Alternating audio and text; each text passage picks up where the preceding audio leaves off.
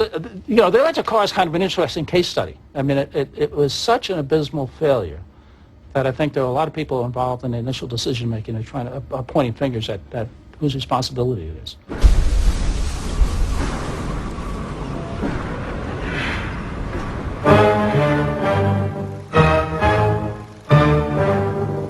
To Basra and all Iraq comes good news with the opening of a new oil field. The pipeline runs across the desert to the Persian Gulf at Fayal.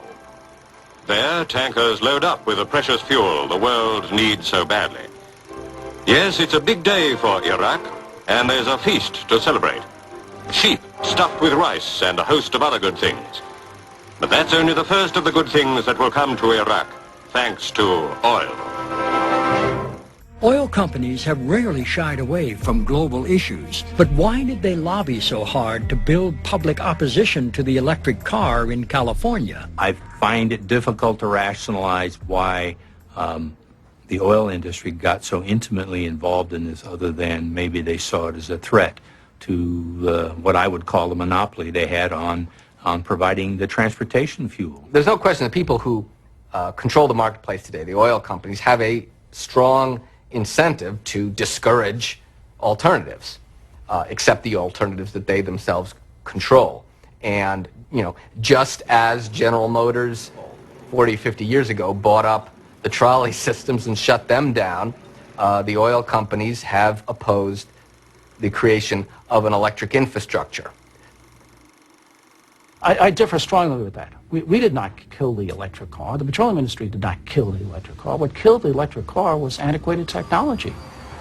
It's a good example, and it's something that we should not repeat, an example that we need to avoid. There's still roughly 1 trillion barrels worth of oil in the Earth's crust. And if you figure that the average price of that subsequent oil will be $100 a barrel, that's $100 trillion worth of business yet to be done. However, at some point when an alternative is good enough, people will snap over. And that's what the oil companies fear the most. We use 280 million gallons of gasoline a week in California. Right now the price is $2.20. Well, a year ago it was $1.20. Okay, there's $1 more a gallon. Somebody's making $280 million more a week this year. It's the same gas, the same pipeline, the same refineries. The profits are outstanding.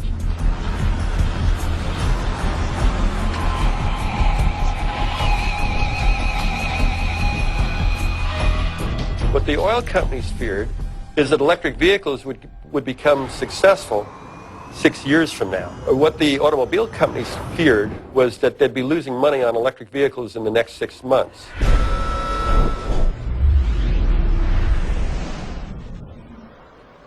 Even as car companies made electric cars, they fought them at every step. What was their motive? Why were they so determined to take them off the road?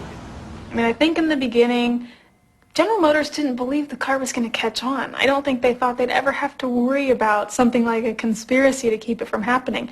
They hated the mandate. They hated it so much that they ended up not even really wanting to be in the business of EVs. What I frankly detected was a huge resentment about being told what type of motor vehicle had to be made, and it became a fight of principle rather than one of trying to actually technologically solve the problem. I do know that I was surprised at some of the stances they took in Sacramento in arguing.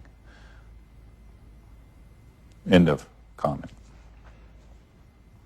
In a confidential 1995 memo, the American Automobile Manufacturers Association sought to hire a PR firm to manage a so-called grassroots and educational campaign to create a climate to repeal the mandate. The challenge, according to the document, was greater consumer acceptance of electric vehicles. Why would the car companies campaign so hard against their own creation?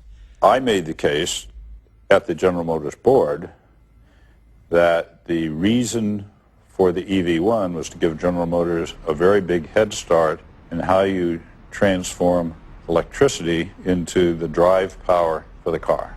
And we give them 2-3 years lead. And in my judgment, it did. But My frustration was they did not capitalize on the leap. And the reason, which was discussed at the board, was that there was not a profit seen to be coming out of either electric cars or hybrids. They could not understand how Toyota could possibly make a profit out of the Prius, for example. They were going to lose their shirt. And as evidence have shown, I don't think Toyota is losing their shirt. If loss of revenue worried car companies, then the electric car posed another problem altogether. It had no internal combustion engine, the cornerstone of the auto industry. These parts represent a large part of a dealership's income through the replacement and the maintenance. Essentially, this group of parts is a visual representation of the profits that the auto industry doesn't make when they sell an EV1 or an EV in general. I can actually identify a lot of these that didn't get used on the EV1 program. You know, oil filters you need 4 times a year. That was probably the most prominent thing, along with the several quarts of oil every time. I didn't enjoy working on internal combustion engines just due to the fact you got so dirty. And working on EV1, I basically go home looking like this. Servicing the EV1 was pretty simple. It came in about every 5,000 miles. We'd put it in the air. We'd rotate the tires, add washer fluid to it, and send it back out on the street. It's amazing, look how dirty I've gotten just in handling this stuff. It's kind of sad. In order to sincerely market a clean car, you have to suggest that your core product is dirty, and that it uses oil, and that it uses gas, and that it increases our dependence on foreign oil, and here's this product that doesn't. It looks very schizophrenic, but I think when it started, we can show the people in California we can meet the zero emission requirements, and later on, so do we want to show them that we can meet it? That means all of our other cars. But the more it caught on, the more that there was this dichotomy between clean and efficient and non-polluting versus a suburban. Car companies had convinced themselves that they could not make money in the short term with the electric car. In order to do that, they would need an entirely different vehicle. General Motors made a commitment to the Hummer because they could see the Hummer would make them money. When the SUVs first came out, people were like, I can't drive that. That big old Especially thing? ladies, that's a tank. I can't see out of that. I'm going to murder somebody in that. That's too That's big. too big for me. But they convince people, this is You safer. need this car. You need This a is big safer car. You need this for your family. Safer. The idea of a penny-pinching EV1 that was super green, you know, that didn't get a lot of traction, whereas the idea of a gigantic SUV that would, you know, crush your neighbor, that did get a lot of traction. Basically, that tells us what the 90s was about. What began as a $25,000 tax break grew to $100,000 when Congress passed the President's economic stimulus package last spring. We think small businesses need to have support at this time to keep them afloat, to keep the economy moving ahead. But there's an encouragement for the small business person, not just to stay afloat, but to go buy the biggest gas guzzler there is, the 6,000-pound car, the biggest. Does that make sense? I don't think we can dictate what vehicles people buy. I think the goal This here is encouraging them. I mean, you can almost buy the whole car for the tax break. Well, I'm not going to concede that that would be the way these would be used, or that... Well, there's some evidence that is how they're being used. Well, I don't know. We'll have to wait and see what happens.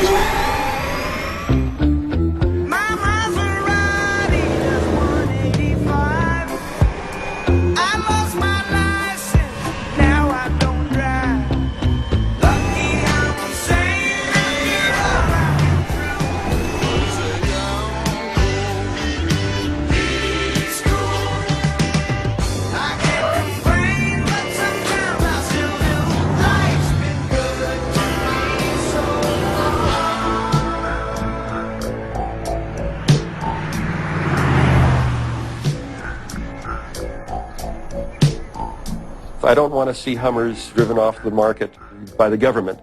I want to see everything given a level equal chance. The thing that bothers me is that in fact it's not a level equal chance. We're using our military to ensure the flow of oil. We're using tax dollars to support the car companies in different ways, and we're not using our tax money to do the things that we really need to do to prepare for the future.